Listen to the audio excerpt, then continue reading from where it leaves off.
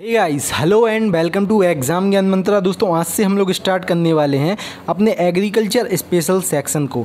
ठीक है, 2 दिन से दोस्तों हम लोग कवर कर रहे हैं शाम को 8 बजे अपने ग्राम समाज विकास और ग्रामीण जानकारी की लाइव क्लास में चकबंदी लेखपाल परीक्षा की ग्राम समाज विकास और ग्रामीण जानकारी के पार्ट को, जिसमें दोस्तों हम लोगों ने 40 क्वेश्चन कवर किए थे परसों और साथ ही साथ 40 क्वेश्चन कवर किए थे कल। तो जिन लोगों ने वो लाइव क्लास देखी होगी तो आपको थोड़ा अंदाज़ा लग गया होगा कि आपके ग्राम समाज विकास और ग्रामीण जानकारी के पार्ट में एग्रीकल्चर से दोस्तों बहुत सारे क्वेश्चंस पूछे जाते हैं। ठीक है, बहुत सारे क्वेश्चन दोस्तों एग्रीकल्चर से आपके पूछे जाते हैं। तो हम लोग अपनी स्टार्ट करेंगे दोस्तों एग्रीकल्चर स्पेशल क्लास को, जिसमें 20 से 25 वीडियो में दोस्तों पूरे एग्रीकल्चर को हम लोग कंप्लीट कर लेंगे। साथ ही साथ ये बहुत ही इंपॉर्टेंट है कि आपके एग्ज़ाम में बेसिक एग्रीकल्चर पूछी जाएगी, जैसे कि जो हमारी फसलें, जो फल हैं, फसलें हुए, उनके आपके वैज्ञानिक नाम क्या हैं, वनस्पतिक नाम क्या हैं। ठीक है, ये सारे क्वेश्चन पूछे जाएंगे। साथ ही साथ कितना उनका उत्पादन होता है। ठीक है, यही सब। तो दोस्तों 20 से 25 क्लास हैं, जैसा कि मैंने आपको बताया। मैं हम लोग एग्रीकल्चर स्पेशल अपना पूरा कवर कर लेंगे। आज की वीडियो में दोस्तों हम लोग देखेंगे खरीफ,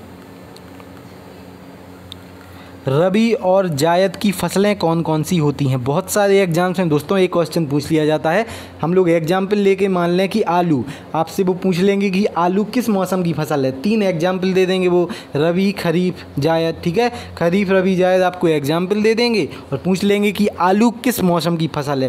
तो इसी प्रकार से दोस्तों खरीफ, रबी और जायद से क्वेश्चन पूरे पूछे जाते हैं। ये वीडियो आप एंड तक देख लेना, कभी भी कोई भी इससे क्वेश्चन मिस नहीं होगा आपका, मेरी गारंटी है ये। ठीक है, साथ ही साथ दोस्तों कुछ लोग पूछ रहे थे कि सर ग्राम समाज विकास और ग्रामीण जानकारी की PDF कहाँ से ले सकते हैं।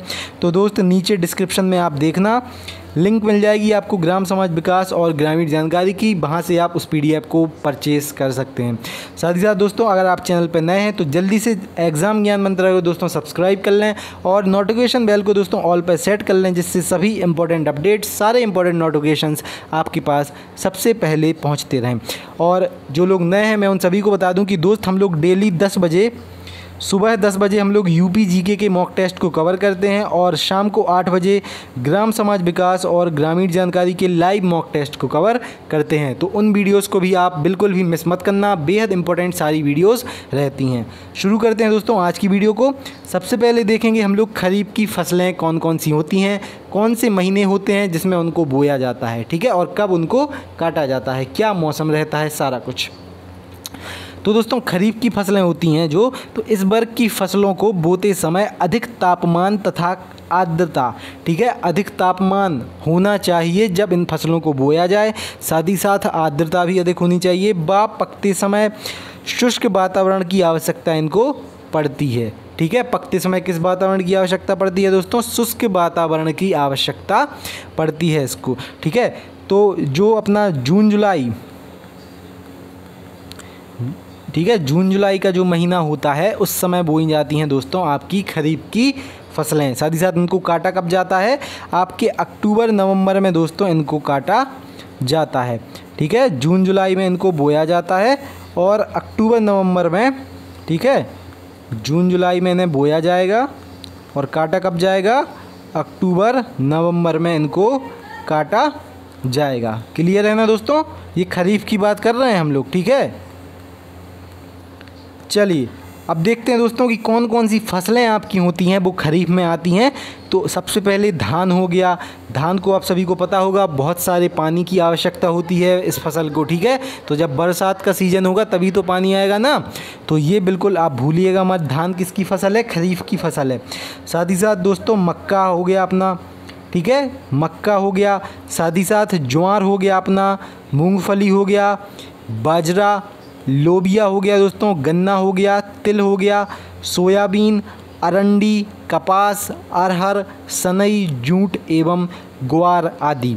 इतनी फसलें दोस्तों होती हैं जो ये बेसिक फसल हैं दोस्तों, बिल्कुल बार बार यही एग्ज़ाम में पूछी जाती हैं। तो ये सभी फसलें किस मौसम की फसल होती हैं? खरीफ की फसल ये होती हैं। अब तो नहीं भूलेंगे ना दोस्तों कि ये फसलें किस मौसम की होती हैं? खरीफ की फसलें होती हैं, बिल्कुल रट लें इसको। ठीक है, अब देखेंगे दोस्तों हम लोग रबी की फसलें कौन कौन सी होती हैं। ठीक है, रबी की फसलें कौन कौन सी होती हैं। तो दोस्तों इस वर्ग की फसलों को बोते समय कम तापमान की आवश्यकता होती है? किस तापमान की? कम तापमान की आवश्यकता। अब कम तापमान कब होगा? जैसा कि मैंने बताया कि खरीफ की फसलें अक्टूबर नवंबर में काटी जाती हैं, ठीक है। तो इसी के जस्ट बाद आपका रबी का सीज़न स्टार्ट हो जाता है। इसी समय रहती है ना कम तापमान, ठंड स्टार्ट हो जाती है। तो जो रबी की फसलें होती हैं दोस्तों, इनको बोने के लिए कम तापमान की आवश्यकता होती है, कम आर्द्रता की आवश्यकता होती है। साथ ही साथ पकते समय दोस्तों शुष्क तथा गर्म वातावरण की आवश्यकता होती है। तो ये पकती कब है, इनको काटा कब जाता है? इनको काटा जाता है दोस्तों मार्च अप्रैल के मध्य में, ठीक है। देखिए साफ साफ लिखा है यहाँ पे, अक्टूबर मध्य में, अक्टूबर नवंबर में इनको बोया जाता है और मार्च अप्रैल में दोस्तों इनको काटा जाता है। अब देखें कि कौन कौन सी फसलें इसमें आती हैं। तो हमारी जौ हो गई, ठीक है। कौन सी? जौ हो गई दोस्तों, गेहूँ हो गया, चना, सरसों, सारी इम्पोर्टेंट है दोस्तों ये, ठीक है। जई हो गया, मसूर हो गया आपका, अलसी, लाही हो गया दोस्तों, आलू हो गया, बेहद इम्पोर्टेंट आलू, तम्बाकू और चुकंदर, ये सभी किस में आती हैं दोस्तों? तो रबी के सीज़न में, रबी की फसल में आती हैं ये सभी फसलें। क्लियर है ना? वीडियो ज़्यादा लंबी नहीं होगी दोस्तों, छोटी सी वीडियो में इस सारे टॉपिक को हम लोग कवर कर लेंगे। ओके, चलिए अगला क्वेश्चन देखते हैं दोस्तों। अगली है अपनी जायद की फसलें कौन कौन सी होती हैं। तो दोस्तों इस वर्ग की फसलों में अधिक तापमान और कम आर्द्रता को सहन करने की क्षमता होती है, ठीक है। अधिक तापमान सहन कर लेती हैं दोस्तों ये सभी फसलें, ठीक है। जो फसलें जायद में आती हैं अधिक तापमान सहनशील होती हैं। साथ ही साथ यह फसलें दोस्तों मुख्यतः मार्च और अप्रैल में बोई जाती हैं, ठीक है। जब अपनी रबी की फसलें कटेंगी ना तब बोई जाएंगी अपनी जायद की फसलें।